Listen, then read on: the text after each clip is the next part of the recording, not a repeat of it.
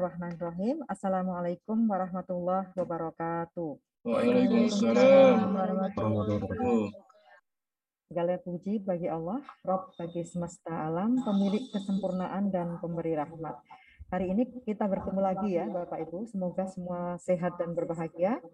Selamat datang pada Bapak Ardian Wahyu Setiawan SS, MID, IDD. Terima kasih sekali atas kesediaannya untuk hadir lagi. Kemudian selamat datang dan terima kasih juga kepada Bapak Ibu peserta workshop hari ini.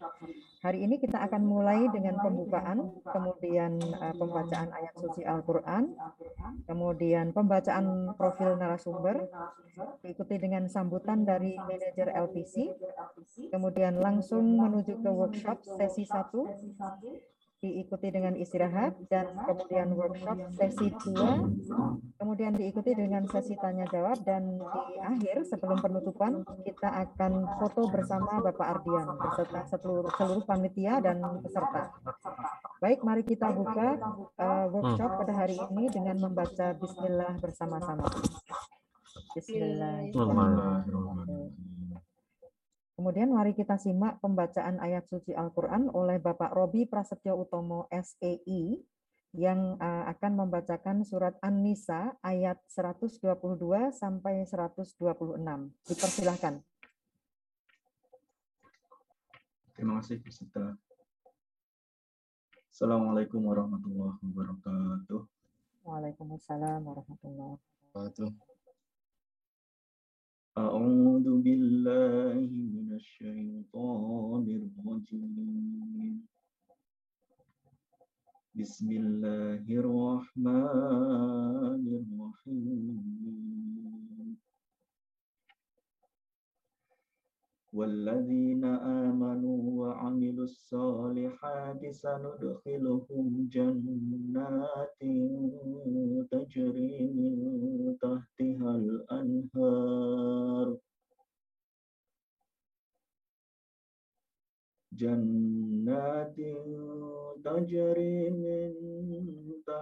الْأَنْهَارُ خَالِدِينَ فِيهَا أَبَدًا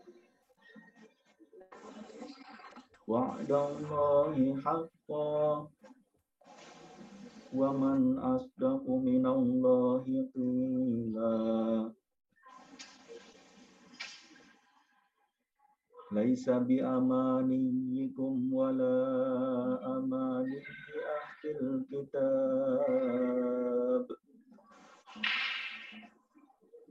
من يعمل سوءا يجز به ولا يجد له من دون الله وليا ولا نصيرا ومن يعمل من الصالحات من ذكر أو أنثى وهو مؤمن فأولئك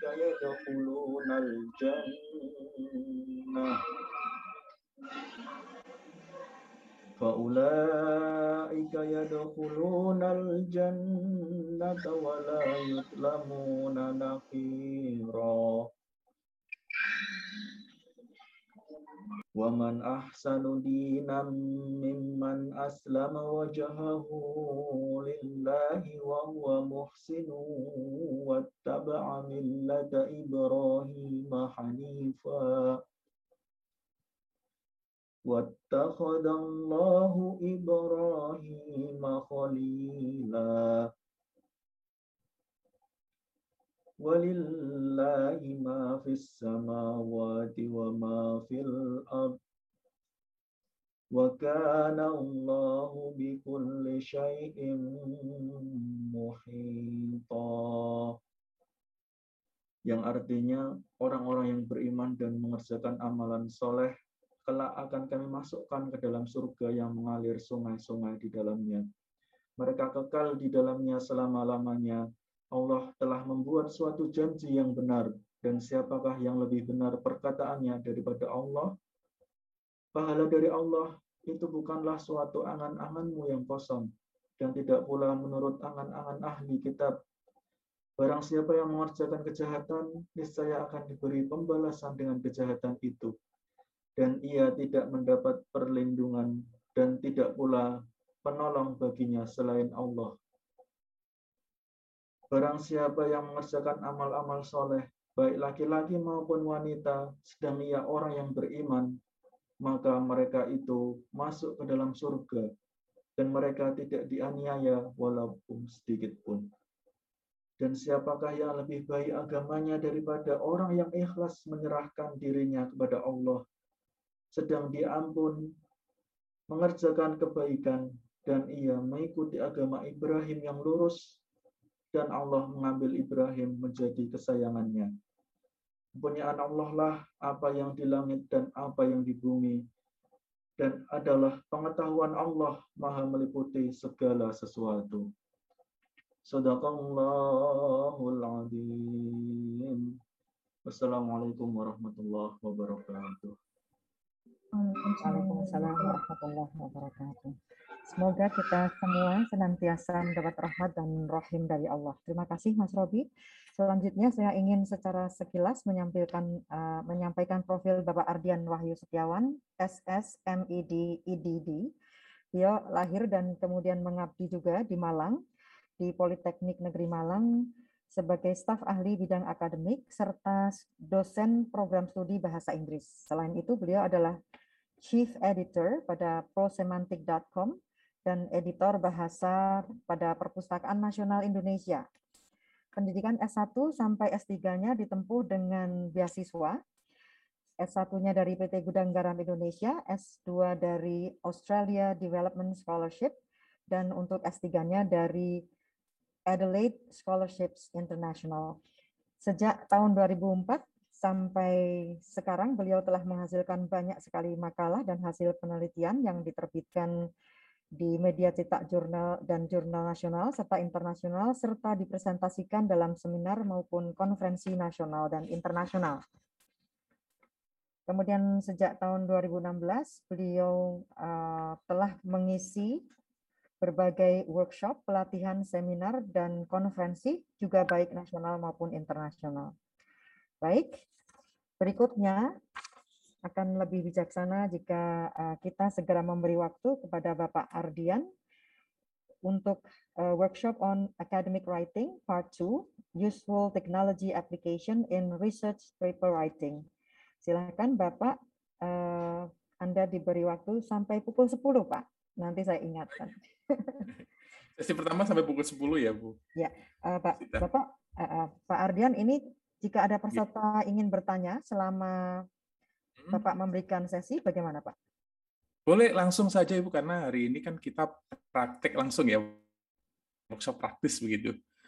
Oke, baik, silakan. Baik, terima kasih Ibu Sita, Bu Nurul. Sebelumnya saya mohon maaf karena terlambat masuk ke ruangan ya, sehingga saya merasa nggak enak juga ini acaranya dimulai ketika saya baru masuk. Mohon maaf untuk itu karena ada sedikit kendala teknis dengan koneksi dan beberapa peralatan yang harus saya set up untuk acara pada pagi hari ini. Assalamualaikum warahmatullahi wabarakatuh. Selamat pagi Bapak Ibu semua. Mudah-mudahan Bapak Ibu selalu dalam kondisi sehat ya, dan kita hari ini ketemu dalam workshop seri yang kedua. Sebenarnya ini rangkaian dari, kalau ada seri 2-nya, part 2, berarti ini ada part 1 sebenarnya. Acara yang diselenggarakan beberapa bulan yang lalu ya Bu Nurul ya, seingat saya beberapa bulan yang lalu, dan kita sudah membahas academic writing di sesi yang pertama dulu, bagian-bagian penting dari penulisan karya tulis ilmiah gitu, terutama artikel untuk jurnal internasional. Nah, di sesi yang kedua ini kita fokus pada aplikasi dan resources yang bisa kita gunakan dalam proses menulis itu Bapak Ibu. Jadi hari ini khusus praktis. Slide-nya tidak akan banyak, teorinya tidak akan banyak, tapi secara langsung saya akan mendemonstrasikan, menunjukkan ke Bapak Ibu, kemudian juga mengajak Bapak Ibu semua untuk langsung praktek menggunakan laptopnya, menggunakan komputer yang ada di depan mejanya masing-masing untuk mencoba beberapa aplikasi yang sekiranya bisa digunakan untuk membantu Bapak Ibu dalam perjalanan menulis menyelesaikan artikel ilmiah, gitu Bapak Ibu. Oke, saya kira saya akan langsung saja berbagi layar dengan Bapak Ibu semua. Wait a second. Oke.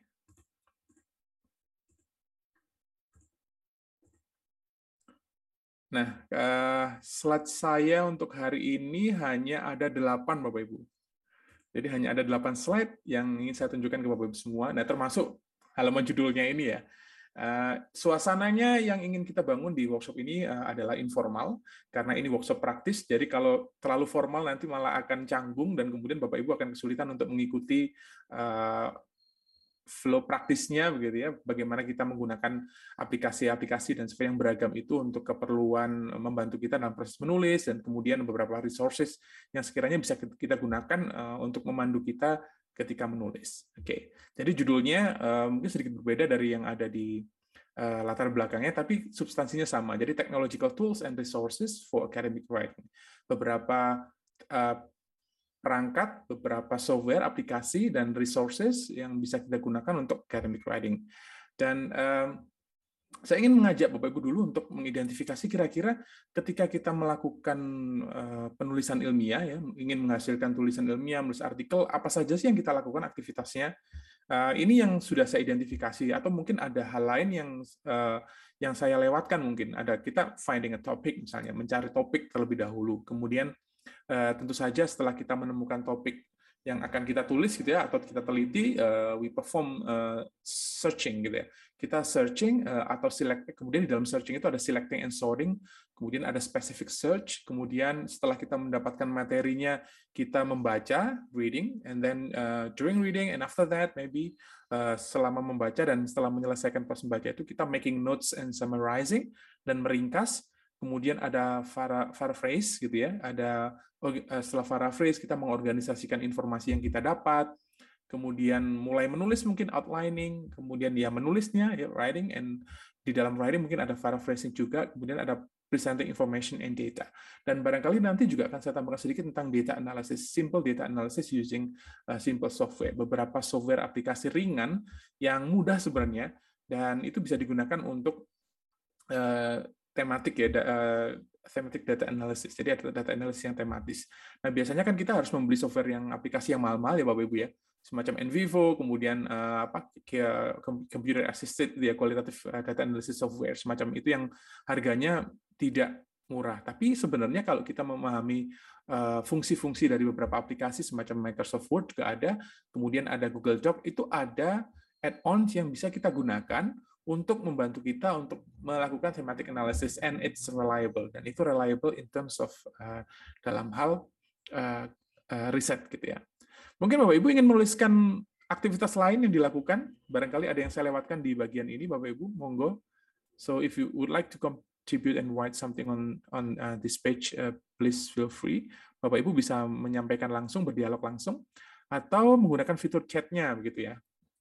Jadi monggo Bapak Ibu boleh langsung ini ya. Oh, oke, synthesizing ya. Yes, thank you Bu Uka. Jadi saya sambil mencatat ini Bapak Ibu ceritanya. Jadi synthesizing karena tidak bisa mencatat di laptop gitu ya. Jadi saya catat di kertas sebelah saya. Ada finding a topic, searching, reading, apalagi Bapak Ibu ya mungkin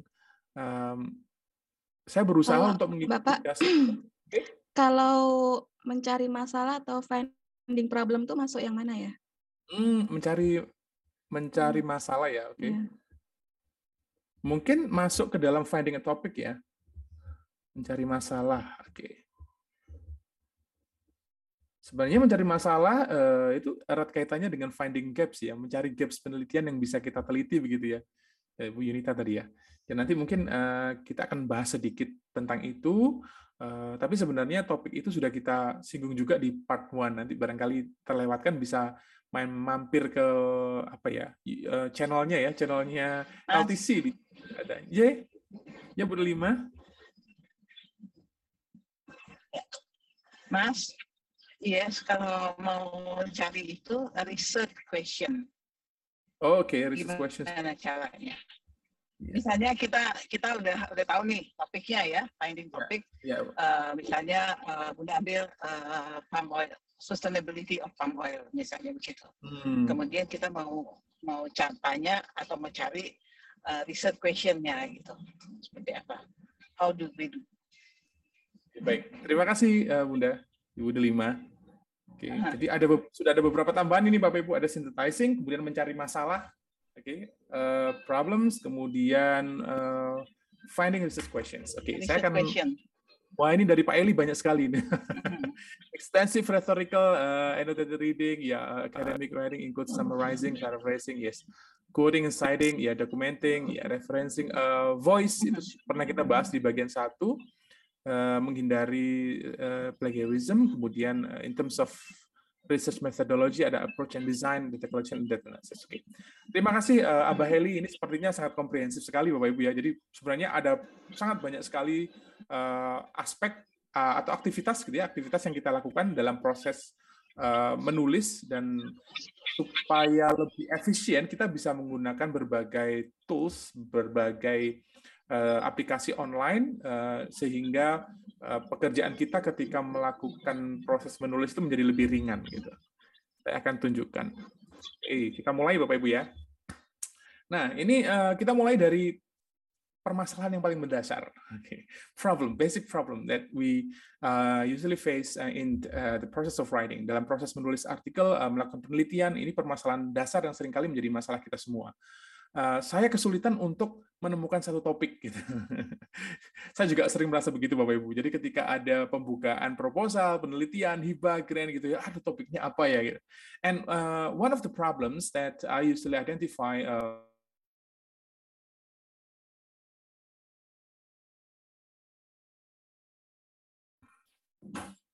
Pak Ardian muted, Pak. Kok mute sendiri ya? Oke. Oke, wait a second. Oke, sudah berhasil Bu ya. Sudah bisa didengar suaranya Bu ya? Oke, jadi saya kembali ke bagian ini. Salah satu masalah yang seringkali kita hadapi ketika kita ingin melakukan penelitian adalah finding a topic. Dan ada 3 hal yang bisa kita lakukan Bapak Ibu. Mungkin Bapak Ibu sekarang belum ini ya, mungkin belum membatasi area dari ekspertisnya. Kalau yang biasanya saya lakukan adalah I have to focus on 3 areas, 3 area yang harusnya kita pilih untuk menjadi area ekspertis kita. Let's say sekarang jika saya memberikan pertanyaan ke Bapak Ibu, apa sih area Bapak Ibu gitu? Bidang keilmuannya apa? Bidang penelitiannya apa gitu? Kira-kira bisa nggak menyebutkan 3 area ya gitu, sehingga itu menjadi lebih spesifik. Dan if you then would like to find topic or topics gitu ya, ketika kita ingin menemukan satu topik atau beberapa topik dalam area itu akan menjadi lebih mudah. Atau banyak ya. Palm oil, sustainability, perdagangan internasional. Perdagangan ya, Bu Delima. Oke. Yes. Bu Yunita mungkin? Kira-kira apa ya? Saya tentang psikologi kognitif, kemudian tentang apa lagi ya? Islamic education, dan juga yang satunya adalah tentang itu tadi ya. Masih baru 2. Baru 2 ya. Tapi masih berhubungan dengan itu. Ya. Masih berhubungan Bu ya. Ya, oke. It's good that you know three things that become the focus of your expertise. Jadi sangat penting sekali bagi kita sebagai peneliti, sebagai dosen untuk selalu ingat dengan apa sih kira-kira 3 area yang menjadi ekspertis saya gitu. Kita tidak boleh juga loncat-loncat ke sana kemari karena itu akan membuat kita kehilangan fokus ketika melakukan penelitian dalam kegiatan penelitian ya, termasuk juga dalam kegiatan pengabdian tentunya yang berawal dari kegiatan penelitian ini. Dan kemudian kalau dalam proses menulis itu akan sangat menyulitkan kita karena kita harus selalu mencari hal-hal baru Bapak Ibu. Jadi sebenarnya kan begini, apa yang kita baca itu jadi loncat ke sana kemari. Sedangkan kalau kita membatasi area kita itu hanya terbatas pada 3 saja, so 3 things, kemudian 3 hal itu saling berkaitan satu dengan lain, itu akan lebih mudah bagi kita untuk managing references, untuk updating apa yang kita ketahui ya, updating knowledge-nya, kemudian untuk mencari topik itu akan sangat mudah sekali. Tentu saja kita akan mudah untuk menemukan komunitas yang berkaitan dengan bidang ilmu kita. Kalau selalu berubah tiap tahun itu akan repot banget gitu. So focus on 3 things, fokus pada 3 area, dan itu yang akan menjadi fokus dari Bapak Ibu semua di this one. Oke, di bidang mungkin ada Bapak Ibu misalnya begini. Saya akan menunjukkan ini sebentar. Ada satu website yang kalau untuk ELT itu sangat resourceful, sangat kaya sekali dengan referensi, dan mungkin nanti Bapak Ibu yang berasal dari bidang lain bisa mencari website, atau boleh nanti saya carikan ya, asosiasi atau organisasi yang berkaitan dengan bidang keilmuan Bapak Ibu semua. Sehingga misalnya di bagian ini ada daftar seperti ini, gitu, list of references based on topics. Jadi di mana kita bisa mencari referensi, dan ini tips yang pertama ya, resource yang pertama adalah di mana sih kita bisa mencari topik tadi, gitu, di mana kita bisa mencari tema, di mana kita bisa mencari referensi-referensi yang terkait dengan bidang kita masing-masing. Nah, di website yang ini adalah asosiasi foundation ya, the International Research Foundations for English Language Education. Ini salah satu yang baik sekali. Referensinya itu sudah diklasifikasi berdasarkan temanya.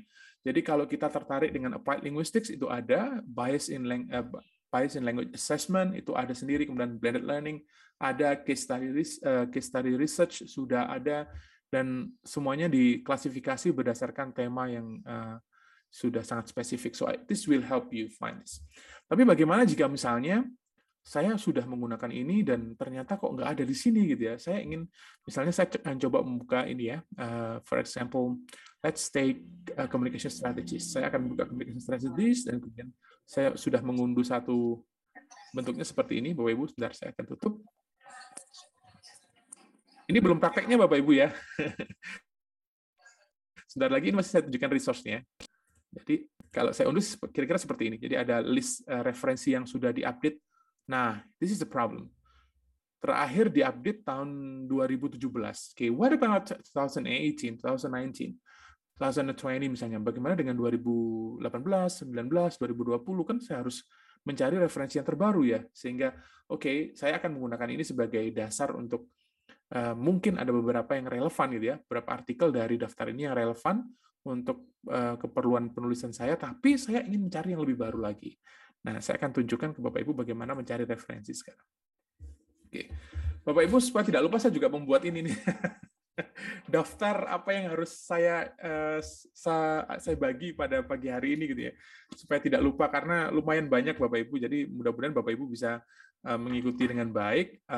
Dan saya akan coba untuk menyampaikan ini dengan bertahap, pelan-pelan, alon-alon gitu ya, supaya Bapak Ibu juga bisa mengingat bagaimana kita melakukan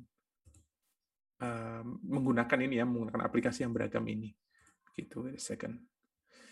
Oke, kemudian sebentar, saya akan memindahkan ini. Right. Oke. Resources lain yang Bapak Ibu harus miliki sebelum kita masuk ke aplikasinya ini Bapak Ibu. Tadi kan kita mengunjungi website asosiasi ya, organisasi. Resource lain yang wajib kita punyai adalah handbook and Wikipedia. Handbooks terutama. Jadi saya sampai dengan saat ini suka mencari handbooks karena ini adalah buku besar dari area kita masing-masing, Bapak Ibu. Kalau saya ingin mencari penjelasan tentang professional identity, saya akan pertama kali membuka Handbook of Applied Linguistics. Gitu. Kalau saya ingin mendapatkan pemahaman tentang satu konsep yang berkaitan dengan applied linguistics misalnya, saya akan membuka handbook-nya dulu untuk mendapatkan pemahaman, oh apa sih ini gitu ya. Kemudian di dalam handbook itu juga biasanya disebutkan referensi-referensi yang sangat penting gitu ya, referensi-referensi penting yang kemudian menjadi rujukan utama di dalam area kita masing-masing. So, handbook and Wikipedia. Kenapa Wikipedia? I will show you that. Biasanya kita mengharapkan Wikipedia ya. Bapak Ibu kan, mahasiswa nggak boleh dong mengutip Wikipedia. Iya, dikutip tidak boleh, tapi kalau kita baca untuk mendapatkan pemahaman tentang konsep, itu boleh. Dan kemudian dari Wikipedia kita bisa menelusuri hal-hal lain. Kita bisa mencari referensi-referensi yang lain. Oke, nanti akan saya tunjukkan. Kemudian ada juga field and specific glossaries. Mungkin Bapak Ibu juga nanti setelah workshop ini bisa mencari, ada tidak glossary of, misalnya glossary of applied linguistics itu ada, glossary of agriculture itu ada, jadi glossary istilah-istilah khusus gitu ya, di area kita masing-masing itu ada, dan try to find yours. Coba dicari yang sesuai dengan bidang ilmunya masing-masing. Now, I'm going to show you, sekarang saya akan menunjukkan ke Bapak Ibu kenapa Wikipedia itu sumber yang bagus sebenarnya. Dan tentu saja kita harus being critical ya, menjadi kritis ketika membaca sumber-sumber yang ada di dalam Wikipedia. Oke, I'll show you now. Misalnya saya ingin mencari identity.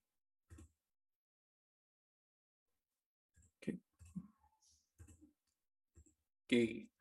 Jadi misalnya saya ingin mencari apa sih identity itu apa, dan saya ingin mendapatkan pemahaman tentang identity gitu ya. And here tentu saja kalau saya mengutip langsung itu tidak akan diperbolehkan. But then I can get an understanding of this different facets of identity. Tapi dengan membaca ini saya bisa mendapatkan informasi yang kaya berkaitan dengan konsep identity.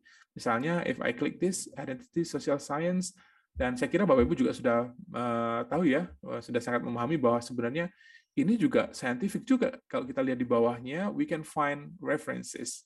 And this is the springboard. Dan ini adalah awal di mana kita bisa kemudian menelusuri referensi-referensi yang terkait dengan konsep-konsep ini. And mostly, dan biasanya mostly the references put here are big main references, ada referensi utama yang menjadi rujukan utama di satu bidang. Okay, so Wikipedia, handbooks, list of references from organizations that will be resourceful. Itu akan menyediakan referensi yang cukup beragam buat Bapak Ibu semua. Let me close this. Sekarang saya akan, sebentar ada tulisan.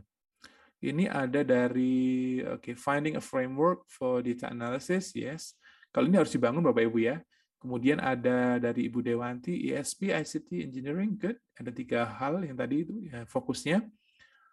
Dari Pak Darmawan, Pak Dewa Madu Darmawan, Seni, Budaya, dan Teknologi. Wah, ini menarik sekali Bapak Ibu. Nanti akan kita coba cari ya. Okay, let me check this. Applied Linguistics. Stop this. Oke, sekarang kita akan masuk ke harus loncat ke sana kemari Bapak Ibu ya. Mudah-mudahan Bapak Ibu tidak kebingungan ini. Masih bisa mengikuti kan Bapak Ibu ya? Oke. Bisa. Alright. Now, let's say that. Nah, bagaimana jika saya sudah memilih 3 area tadi? Jadi ini wajib Bapak Ibu. Setelah ini Bapak Ibu harus merenung. Jadi setelah acara ini Bapak Ibu harus memutuskan, saya ini 3 areanya apa ya kira-kira? Atau boleh deh 4 atau 5. At least you know gitu ya. Setidaknya kita tahu bahwa ini loh area ekspertis saya yang akan menjadi bidang yang akan saya tekuni nanti sampai dengan in my career, dalam karir saya meneliti menjadi dosen, ini hal-hal yang saya sukai dan akan saya teliti terus gitu. Tidak loncat ke sana kemari. And then you have a topic. Bagaimana jika kita sudah memilih area kita 3 tadi, kemudian kita sudah menentukan topik gitu ya. Oke, saya akan meneliti misalnya tentang pariwisata gitu ya, atau tentang misalnya perkembangan pariwisata yang berbasis desa gitu, atau tentang agriculture, atau topik apapun. And you need to find relevant references. Dan kemudian Bapak Ibu perlu untuk mencari referensi-referensi yang terkait. Jadi articles, book, thesis, dissertations. How would you do that? Bagaimana sih kita bisa menemukan artikel yang terbaru yang terkait, buku-buku, kemudian yang paling saya suka adalah thesis and dissertations. Bapak Ibu sebenarnya cara paling enak untuk mendapatkan pemahaman yang cepat terkait dengan satu topik yang terbaru itu adalah membaca thesis atau disertasi yang terbaru. Itu akan sangat komprehensif, terutama di bagian lit review, terutama di bagian kajian pustakanya. Kita akan mendapatkan gambaran tentang bagaimana suatu topik itu dibingkai dengan teori-teori yang disusun oleh dengan bingkai kerangka teori ya yang disusun oleh si penulisnya itu. Kalau terbaru, that means it's the newest. Itu yang terbaru juga. Dan bagaimana kita bisa mendapatkan resource semacam itu? Oke. Nah, di bagian awal ini saya ingin berbagi 4 hal dulu. Yang pertama Google Scholar, yang kedua adalah Microsoft Academic, kemudian Simago, dan Google dengan using specific codes and cheats. Jadi curang Bapak Ibu ya, menggunakan kode curang ya. Nah, sekarang kalau Bapak Ibu sedang membuka laptopnya, Bapak Ibu boleh membuka Google Scholar. Oke, kita buka Google Scholar ya. Biasanya kan Google Scholar, kemudian wait a second. Oke, sudah saya buka di sini. Let me close this first. Bapak Ibu, apakah sudah membuka Google Scholar-nya? Nah, tampilannya kira-kira seperti ini ya. Mungkin sedikit melelahkan secara ini ya, digital fatigue Bapak Ibu. Karena harus lompat ke sana kemari layarnya, kecuali jika Bapak Ibu menggunakan 2 layar gitu akan mungkin mudah.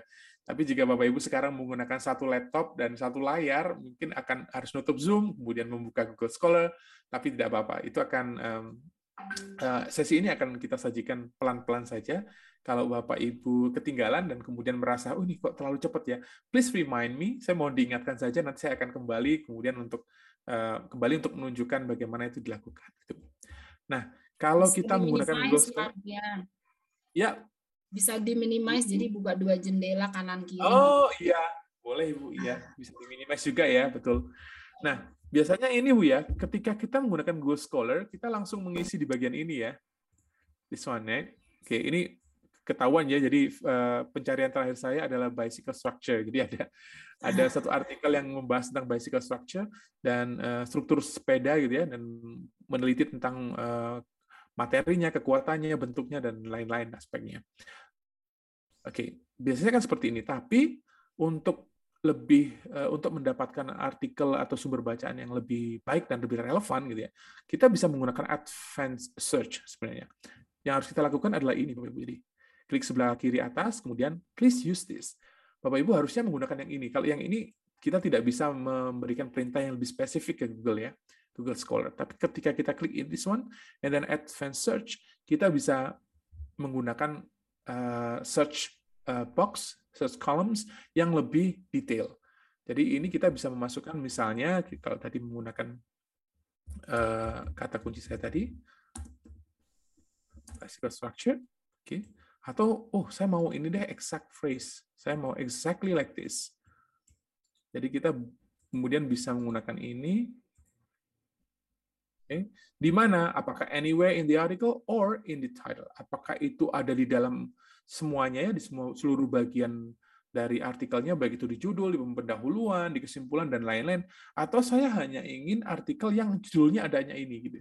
So, let me click this. Misalnya saya begini, kemudian saya ingin mencari yang 2017 sampai dengan misalnya 2021.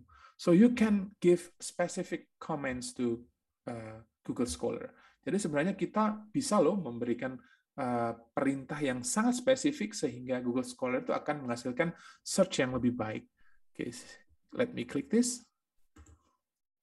Nah, so even though it's only 2, meskipun ini hanya 2 gitu Bapak Ibu ya, tapi saya akan mendapatkan sesuatu yang lebih, artikel yang lebih relevan. Okay. 2019, Design and Optimization of Multifunctional. Okay, so it's like this. Okay, and after that, dan setelah itu Bapak Ibu kemudian bisa sekali lagi mereview hasilnya di sebelah kiri. Okay. Review articles, and you can also change the custom range. Kita bisa mengubah tahunnya. Let me check this. Misalnya saya akan coba untuk mencari dari tahun 2010. Apakah saya akan mendapatkan yang lebih banyak? Oh, tidak juga. So, then that's the way we can use it. Itu satu, Google Scholar, Bapak Ibu ya. Tapi Google Scholar kan, I think it's limited. Saya kira yang tidak saya suka dari Google Scholar adalah it's plain. Ini ya begini gitu ya, fiturnya tidak banyak gitu. Sehingga recently I like this one. I like to use this one. Sehingga beberapa akhir-akhir ini saya lebih sering menggunakan ini Bapak Ibu. Second resource, this one. Nah, sekarang Bapak Ibu boleh menutup Google Scholar-nya. Dan Bapak Ibu boleh sekarang membuka Microsoft Academic. Ya, Microsoft Academic ini untuk mencari referensi dulu. Saya akan menggunakan kata kunci yang sama. Bapak Ibu juga boleh menggunakan kata kuncinya masing-masing ya untuk mencoba mencari topiknya, terutama di area yang tadi sudah dipilih gitu. Kalau sudah memilih 3 area yang tadi, 3 fields of expertise, the areas of expertise, then you can put keywords here. Misalnya saya akan coba untuk memasukkan professional identity. Karena saya suka dengan professional identity, Bapak Ibu ya. Menelitinya tentang professional identity. Oke, this one, professional identity formation ada. Saya akan coba klik this one. Okay, so I have this. Now, what is interesting about this Microsoft Academic is yang sangat asik dari Microsoft Academic ini adalah saya kemudian bisa menentukan topik-topik atau konsep-konsep yang terkait dengan konsep yang sedang saya cari. First, pertama saya akan menentukan range waktunya dari 2017 ke 2021. Nah, Bapak Ibu boleh mencoba juga. Range-nya ya diubah, misalnya ke 5 tahun terakhir atau 3-4 tahun terakhir. Kemudian saya mendapatkan ini. And you can also, Bapak Ibu juga bisa misalnya sort this one. Apakah sortingnya by salience atau by this one? Apakah yang paling banyak dikutip gitu ya? So, saya akan memilih bagaimana. Adrian izin, kok kayak nggak dapat ya? Tadi Microsoft Academic gimana? Saya kirimkan linknya Bu ya. Oh boleh. Microsoft ya di chatnya. Jadi microsoftacademic.com ini Bapak Ibu. Sorry, academic.microsoft.com. Jadi academic.microsoft.com. Oke, Bapak Ibu coba ya. Oke, kalau sudah terbuka, coba dimasukkan kata kuncinya. Oke, if you have done that, nah yang menarik adalah kita bisa memilih berdasarkan relevance, saliency, and news first or oldest first, atau saya biasanya suka ini deh yang paling banyak dikutip gitu ya. Dan kemudian hal lain yang menurut saya, and I think this will be very useful for you, dan saya kira ini juga akan menjadi sangat bermanfaat buat Bapak Ibu semua, adalah kita bisa melihat konsep-konsep yang terkait ini Bapak Ibu. Jadi professional identity formations, mental health, anxiety, pandemic, dan lain-lain. Dan di sebelah kanan ini juga ada konsep-konsep yang terkait. Let me show you this. Jadi ada semacam peta konsep yang bisa menunjukkan ke kita konsep-konsep apa saja sih yang terkait dengan professional identity formations. Gitu. Jadi ada psychology, pedagogy, sociology, and so on and so on. Dan saya akan coba klik ini ya, professional identity formation. Untuk membantu kita membuat RPP. Suaranya bocor. Wait a second, saya coba cari ya. Oke, thank you. Nah, professional identity formations misalnya di konsep ini kita bisa melihat berapa jumlah publikasinya, citationsnya berapa, definisinya apa, yang tentu saja ini biasanya diambil dari Wikipedia, tapi kemudian jika kita mau mengunjungi Wikipedia, kita bisa melihat bagian bawahnya yang tadi, Bapak Ibu ya, untuk melihat referensi yang digunakan Wikipedia atau penulisnya di dalam Wikipedia itu apa saja. Kemudian di bagian bawah kita bisa melihat trennya, di tahun berapa misalnya topik tentang professional identity formation itu naik, gitu ya, publikasinya naik. Kemudian from this we can also see, kita juga bisa finding articles and citation-nya, relevance-nya, kemudian topik-topik terkait ada di sini Bapak Ibu. So if you can click this, kalau Bapak Ibu klik di bagian ini, Bapak Ibu akan menemukan topik-topik yang terkait yang sebenarnya menunjukkan ke kita relevansinya gitu ya, relevansi topik-topiknya. Kemudian authors, pengarangnya, penulisnya siapa yang paling dominan di topik yang kita cari. Kemudian tentu saja yang biasanya kalau kita kesulitan untuk mencari conference gitu ya, ini di bagian ini kita bisa menemukan conference apa saja yang kemungkin bisa menerima artikel-artikel dengan topik terkait professional identity formation. Kemudian jurnal, kok sedikit ya? Pasti Bapak Ibu bertanya gitu ya, kok sedikit ya?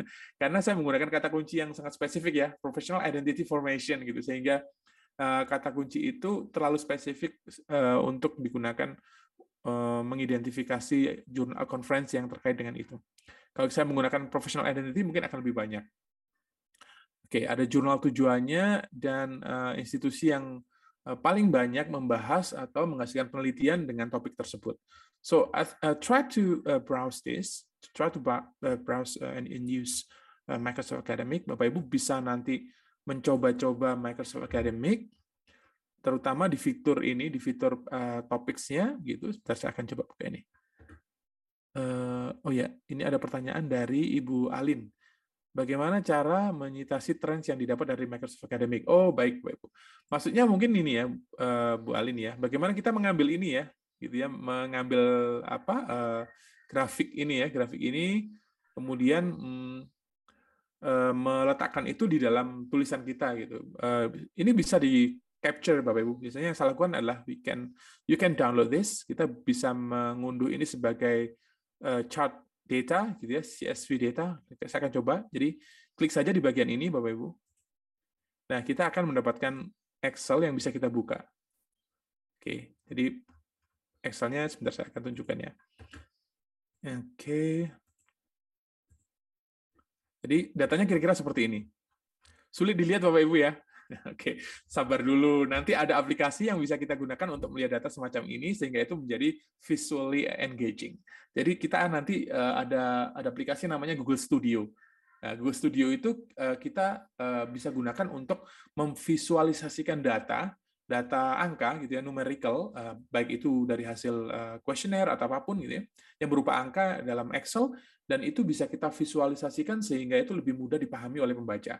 Nah, biasanya kan Bapak Ibu menggunakan Excel saja ya, atau misalnya membuat grafis visualisasi itu secara manual dengan menggunakan misalnya Microsoft Document atau PowerPoint semacam itu. Tapi kita bisa menggunakan Google Doc Google Studio yang lebih canggih Bapak Ibu. Nanti akan saya tunjukkan. Jadi datanya itu data serumit apapun bisa divisualisasikan dengan cara yang canggih dan itu menjadi lebih engaging, lebih mudah dipahami. Oke, saya tutup dulu. Oke, saya kembali ke sebentar. Oh ya, ke ini dulu ya. Wait a second. Nah, kembali ke Microsoft Academic dulu. Nah, dari sini apakah Bapak Ibu ada pertanyaan terkait dengan Microsoft Academic? Mudah ya Bapak Ibu ya? It's easy. Jadi Google Scholar, kemudian Google Scholar kita harus menggunakan Advanced Search, itu fitur yang bermanfaat juga. Kemudian rujukan yang mulai semenjak ada Microsoft Academic ini saya juga sudah jarang sekali membuka Google Scholar Bapak Ibu. Saya lebih suka menggunakan Microsoft Academic karena dengan Microsoft Academic ini saya bisa melihat konsep gitu.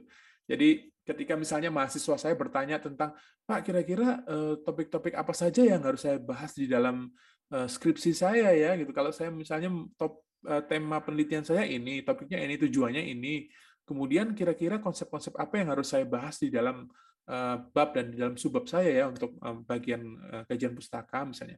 And biasanya saya lakukan adalah, ayo kita lihat ini, yuk kita lihat Microsoft Academic, kita masukkan konsep-konsep itu dan kita lihat bagaimana konsep yang kamu teliti ini bisa terkait dengan konsep-konsep lain. Dan from that, dari itu saya minta mahasiswa untuk mengidentifikasi kira-kira konsep-konsep yang terkait apa saja nih. Dan sambil latihan ini ya Bapak Ibu ya, latihan kritis gitu ya, being critical in doing analysis, untuk menganalisis topik yang akan mereka teliti. Dan mereka kemudian bisa menentukan. Dan kemudian mereka menggunakan Microsoft Academic juga bisa bercerita tentang, oh trennya begini loh, ini trennya naik gitu. Jadi bercerita tentang bagaimana perkembangan research on a specific topic. Okay. Nah, next Google Scholar, Microsoft Academic. Sekarang kita akan lompat ke Adrian izin. Ya, Ibu. Kalau free download artikelnya banyak nggak Pak di Microsoft Academic ini? Kalau free tidaknya, ya, jumlahnya saya tidak bisa mengidentifikasi ya, Bu, Ibu ya. Tapi lumayan banyak kok yang free-nya, Bu. Oh, yang full text ya. Oke. Sekarang saya tunjukkan ini, Bapak Ibu. Kita ke Simago ya. Di Simago nanti juga ada bagian di mana kita bisa memilih artikel-artikel yang free gitu, Bapak Ibu, tidak berbayar. Oke. Nah, biasanya kita lupa untuk ngeklik bagian itu, untuk memberikan centang di bagian itu sehingga munculnya semuanya sama. Oke, I will show you. Yang akan saya lakukan adalah untuk mencari platform tempatnya gitu ya. Ini trik beling Bapak. Saya coba klik ya, klik rankingnya. Kemudian saya kalau begini kan masih semua area ya, jadi semua subjek, semua area masih campur jadi satu. Kemudian saya akan coba untuk wait a second. Yang pertama saya akan membuat ini menjadi open access only. Saya akan open access only begini. Nah, dengan memberikan tik ini, maka saya memastikan bahwa apa yang disajikan oleh Simago adalah hanya jurnal-jurnal yang open access, hanya jurnal-jurnal gratis saja. Nah, sekarang Bapak Ibu boleh memilih gitu ya, sesuai dengan bidang ilmunya masing-masing. Misalnya subjeknya apa? Subjek areanya. saya akan memilih Arts and Humanities gitu ya. Oh ya, saya belum berikan alamatnya ya, tapi saya kira Bapak Ibu sudah. Sebentar, saya akan kopikan, kemudian saya akan share di chat-nya. Oke. Bu Alin, nanti pertanyaannya kita jawab bebarengan dengan penggunaan Google Studio ya. Jadi bagaimana menyitasi tren. Jadi mengubah yang data yang tadi kita ambil dari Microsoft Academic dan kita ubah itu menjadi visualisasi yang image visualization gitu. Oke, ini alamatnya Simago. Kemudian saya pilih Arts and Humanities, kemudian subjek kategorisnya saya akan coba cari, wait a second. Oh, campur ya semuanya ya, Arts and Humanities deh, oke. Right. So,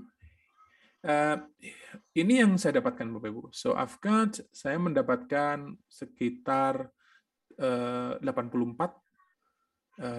jurnal yang open access gitu ya. Bapak Ibu mungkin menggunakan area yang berbeda, menemukan jumlah yang berbeda pula. Oke. And ada beberapa cara yang kemudian bisa kita lakukan untuk mendapatkan artikel dari jurnal ini. Misalnya, kita bisa, cara yang pertama, traditional way, cara yang tradisional, klik ini, kemudian kita klik bagian homepage. Ya. Jadi dari yang tadi itu kita klik, sebentar, saya akan tunjukkan, kita klik ke jurnalnya, kemudian setelah itu, setelah klik ini halamannya terbuka, kita mencari yang homepage, kita klik homepage-nya, sehingga nanti lari mengarah ke homepage dari jurnal tersebut. Oke. Dan di sini kita bisa kemudian, karena ini current issues ya, kita kemudian bisa membuka artikelnya di sini. Jadi ada HTML, PDF, dan itu bisa kita unduh dan kita baca. Oke, so free access. Dan free access karena tadi sudah kita tik bahwa kita hanya mencari yang open access itu, Bapak Ibu ya. Oke. Tapi kan kemudian kita harus membaca ini satu persatu gitu Bapak Ibu ya. Waduh, kalau membaca satu persatu gini kayaknya repot gitu. Jadi repot banget ini. Kita bisa, this is what I do. Misalnya saya akan, saya akan mengambil nama jurnalnya, copy, gitu ya. Ini tips sederhana Bapak Ibu, tapi sangat manjur sekali. Jadi saya akan copy nama jurnalnya, misalkan journal. Ini ya namanya ya. Kemudian yang saya lakukan adalah saya akan buka Google. Oke. Dan saya akan memasukkan kata kunci, misalnya, ini kan judulnya beragam sekali Bapak Ibu. Kalau antropologi apa ya? Saya akan coba, ini dia cari Indonesia. Indonesia, itu. Kemudian site, oke. Gini. Jadi ada kata kunci site yang saya masukkan itu Bapak Ibu. Kemudian saya masukkan nama jurnalnya. Ternyata tidak ada. Oke. Jadi di sini saya memberikan perintah kepada Google, oke, kata kunci saya adalah Indonesia dan tolong cari kata kunci Indonesia ini di dalam jurnal tadi, di halaman jurnal tadi, gitu. Dan ini berarti kan kita bisa memberikan perintah yang lain, misalnya, alright, so saya akan mencari kata kunci culture, oke, cari kata kunci artikel yang mengandung culture, kata kunci culture di dalam website ini. Jadi, okay, so I'm going to click this. Jadi ada muncul beberapa hasil.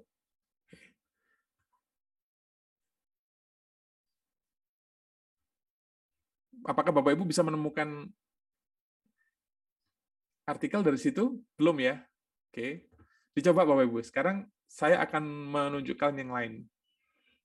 Oke, ini caranya begini, ada culture, site, .2, kemudian nama jurnalnya gitu ya, itu akan Google akan browse di dalam that specific journal. Oke. Atau boleh juga dihilangkan site-nya ini, jadi hanya begini, culture. Kalau begini Google tidak akan masuk ke dalamnya, tapi dia akan menggunakan ini sebagai kata kunci. Oke. So we've got this. Jadi kita menemukan ini. Tapi kan ini umum sekali ya gitu ya. Jadinya kan search-nya umum sekali dan kita kemudian tidak bisa mendapatkan artikel dalam bentuk PDF. Then what you have or what you can do is, yang bisa kita lakukan adalah menambahkan ini, PDF. Jadi kita meminta Google tolong carikan artikel kata kunci culture di jurnal ini, gitu ya, websitenya, kemudian formatnya harus PDF. Oke. Atau kalau mau lebih spesifik, file type .2. Ini. Jadi perintahnya ini Bapak Ibu. Jadi kata kuncinya culture, alamatnya di jurnal ini, kemudian tipenya adalah PDF. Maka kita akan menemukan semuanya yang PDF. Jadi kalau Bapak Ibu perhatikan, ini formatnya PDF ya. Ada catatan PDF, PDF, PDF, PDF. So, dan kemudian you can read this content. Okay. Bapak Ibu pasti overwhelming ya. Aduh, ini caranya gimana ini? But it's okay. Nanti kan ada rekamannya ya video ini, dan nanti boleh diulang lagi dengan dipandu. Misalnya Bapak Ibu bisa memutar kembali video ini dengan menggunakan HP, kemudian menggunakan laptopnya untuk mencoba kembali apa yang kita bahas pada pagi hari ini, dan dengan begitu mungkin akan lebih mudah bagi Bapak Ibu untuk mencari artikel-artikel yang terkait. Susah ya? Enggak, nanti dicoba aja Bapak Ibu. Ini belum terbiasa saja. Let me show you sekarang. Oke, saya akan kembali menunjukkan yang tadi Bapak Ibu ya. So, click this one. Mungkin ada bidang lain Bapak Ibu yang ingin dicoba? Bidangnya apa ya Bapak Ibu ya? Nursing Pak. Apa Ibu? Nursing. Oh, nursing. Oke, nursing itu masuk ke apa ya? Itu ada tuh Pak tuh di bawahnya. Oh iya, nursing. Oke, nursing. Oke, nursing. Alright, so di dalam nursing itu ada advanced specialized nursing, assessment. Pediatrics nursing. Oke, pediatric. Oh, oke, this one, pediatrics ya. Oke, cukup banyak Bu ya. Jurnalnya lumayan, enggak, ada 5 sih. But that's good, tapi sangat menarik sekali. Atau kalau mau lebih banyak sebenarnya di all subjects begini, jadi all subject categories, dan kita bisa mendapatkan, wait a second, ini berapa nih? 118 untuk bidang nursing. Dan ini open access. Oke. Ada 2 hal yang bisa kita lakukan Bapak Ibu. Satu, untuk mencari jurnalnya, kemudian mendapatkan artikel dari jurnal tersebut ya, kalau ini open access. Kemudian hal lain adalah kita juga kemudian bisa memutuskan yang mana sih yang akan kita tuju untuk submission gitu ya. Kita mau mengumpulkan artikel kita ke jurnal yang mana ya. Itu bisa kita lakukan. Nah, hal sederhana yang mungkin bisa kita jadikan pertimbangan adalah di negara mana kita akan mengirimkan artikel kita. Biasanya kan teman-teman selalu berpikir bahwa oke, saya akan mengirimkan ini ke Eropa atau ke Amerika ya. Padahal juga ada loh jurnal-jurnal yang misalnya nursing itu di Afrika, coba. Ada banyak sekali ini. 3 ya. Jadi ada 1, 2, 3 jurnal yang berada di Afrika, dan itu Q2, dan mungkin kita bisa menjadikan ini sebagai tujuan untuk mengirimkan itu. Tidak harus ke Amerika, tidak harus ke Eropa. Mungkin di daerah sana ramai sekali karena semua orang pengen ke sana ya. Jadi coba ke Middle East misalkan, ke Arab. Dan ini juga terindeks, Bapak Ibu. Jadi ada di Arab itu ada 7, and this is you can also use this for finding the journals untuk tujuannya. Okay, I'll skip this. Saya buka. Oke, Bapak Ibu, apakah ada pertanyaan dari sini, Bapak Ibu? Dari Simago ya, Google Keyword. Oke, sekarang saya akan menunjukkan beberapa resource lain yang Bapak Ibu bisa gunakan untuk mencari. Kalau ini kan kita tadi menggunakan Simago ya, saya akan tunjukkan beberapa resource lain yang Bapak Ibu bisa gunakan untuk mendapatkan artikel-artikel yang free. Yang pertama ini, yang kedua ini, DOAG. Ini sangat terkenal sekali dan saya yakin Bapak Ibu juga sudah sangat mengenal ya, Directory of Open Access Journal. Kemudian next one is this one. Sebentar. Berikutnya, kalau yang sedang studi, ini akan sangat membantu sekali, Bapak Ibu. Ini, you don't have to take notes of this. Bapak Ibu tidak perlu mencatat karena nanti ada satu daftar yang nanti bisa saya share. Daftar dari apa saja yang sudah kita bahas di pagi hari ini. Oke. Nah, ini bisa dilihat Bapak Ibu ya. Yang kedua ini adalah Omics Online. Jadi selain Directory of Open Access, this one, selain Directory of Open Access Journal ini ada this one, Omics Online, yang isinya sama, jadi Open Access Journal. Kita bisa mencari A to Z journals. Jadi halamannya kenapa ini tidak bisa? Oh, sudah bisa ini. Oke. So Open Access, semua bidang. So I think almost all fields are covered here. Nah, oke. OTD. Maybe you need this. Mungkin Bu Uka memerlukan ini. Bu Uka, this is open access thesis and dissertations. Jadi ini adalah database tesis dan disertasi yang terbuka yang memuat tesis dan disertasi dari seluruh dunia gitu ya. Jadi kalau Bapak Ibu ingin mendapatkan, saya ingin mendapatkan penelitian yang update, yang tidak harus dari jurnal sih, tapi saya ingin mendapatkan penelitian yang dilakukan doktoral gitu, disertasi tentang satu topik, maka kita bisa menggunakan ini OATD.org ini untuk mencari disertasi yang terbaru. Misalnya apa ya? Nursing. Oke. Saya tadi ngambil kata kunci yang terakhir ya, nursing. Kita maybe we need to be more specific. Oke, nursing ada begini. Oke, last 2 years, saya akan klik disertasi yang 2 tahun terakhir. Oke, let me show you this one.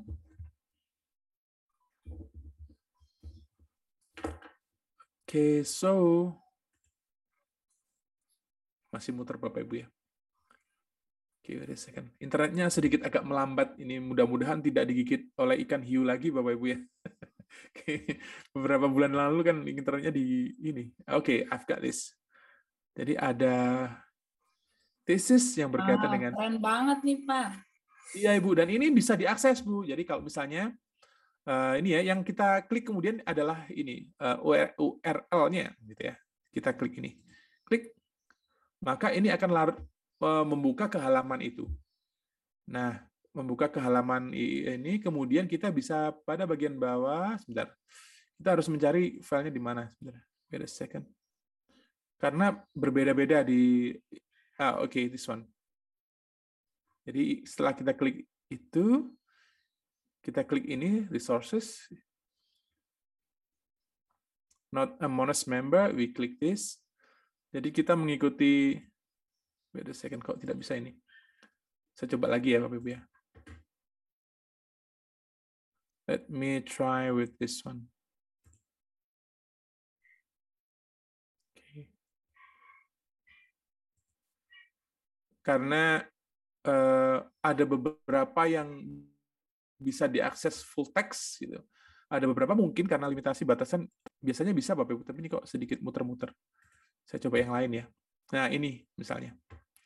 Ini bisa diakses full text langsung. Jadi nursing process strategy for and so on 2020 ini kita bisa, ini full thesisnya. Jadi file full thesisnya bisa kita unduh dan bisa kita baca, Bapak Ibu. Dan ini sangat ya karena ini ya sedunia ya, jadi apapun sebenarnya topiknya ada di sini gitu. Misalnya kita coba yang lain ya dari bidang applied linguistics, apa ya misalnya English for, mungkin Bu Sita ada kata kunci Bu Sita? Apa ya? Let me think. English for kids probably. English for young learners mungkin ya. Ya, young learners. Oke. Bagus, misalkan English for young learners. Okay, let's try.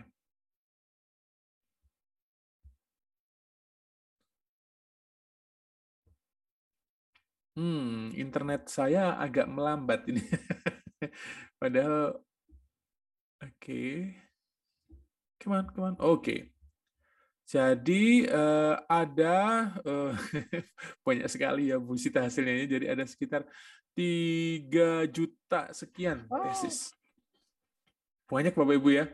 Tesis loh itu, tesis dan disertasi. Saya akan memilih 2 tahun yang terakhir deh, sehingga saya bisa mendapatkan gambaran tentang what is happening. Oke, apa sih yang sedang terjadi dengan penelitian-penelitian di area ini gitu ya. Last 2 years, so I click this. 2 tahun terakhir lumayan banyak. Jadi ada edit kawan, ada kemudian nanti kita tinggal memilih yang kira-kira close with our topic, yang dekat dengan topik kita. Jadi misalnya impact of policy change on teaching of spoken in primary schools. Oh, ini policy ya. Translanguaging. Oke. Ryerson University, kemudian ini apa nih? Perceptions of 5 urban childhood and so on. Dari Cambridge. Coba deh saya buka deh, ini menarik sekali. Second language vocabulary learning and digital and so on. Oke. Exploring effectiveness, learners use and attitude. Oke, saya akan klik ini dan let's see, kita coba buka ya. Dan ini bisa di open. Ini harus request ya. Wait a second. Sebentar, saya carikan. Oh ya, ini kalau di request boleh di request langsung Bapak Ibu. Jadi we can request a copy. Kita boleh request a copy dengan cara langsung mengisi sini saja. Jadi nama, emailnya gitu ya. Nanti kita akan diberikan akses ke file itu. Ke Cambridge saya sudah pernah mencoba sih, memang harus menggunakan sistem semacam ini. Oke. Nanti kita akan diminta untuk menjelaskan aksesnya dari mana. Kita tinggal menyebutkan it's from OATD, jadi Open Access Thesis and Dissertations. Oke, kita coba membuka yang lain yang biasanya langsung terbuka. Let's see. Oke, Columbia Columbia University. Speaking for young language learners, alright. So let's try that. Kita coba itu. Oke, ya bisa langsung download ke ini. Yes, so you can download this. Coba saya download deh. Oke, ukurannya 1, sekian mega. Let me show you. Saya akan tunjukkan filenya. Stop this. Kok saya tutup malah. Wait a second. Oke, bisa dilihat Bapak Ibu ya. Jadi saya bisa mendapatkan full thesisnya. Dan ini 2020. Jadi Bu Sita kalau ingin mendapatkan informasi tentang what is happening, apa sih yang sedang terjadi di sini, bisa langsung lari ke bagian, saya biasanya langsung membaca ke bagian ini Bapak Ibu, ke bagian review of lit review. Jadi konsep-konsep apa yang dibahas gitu. Oke, ada ini. Dan langsung saya baca di bagian itu. Gitu. Jadi research questions.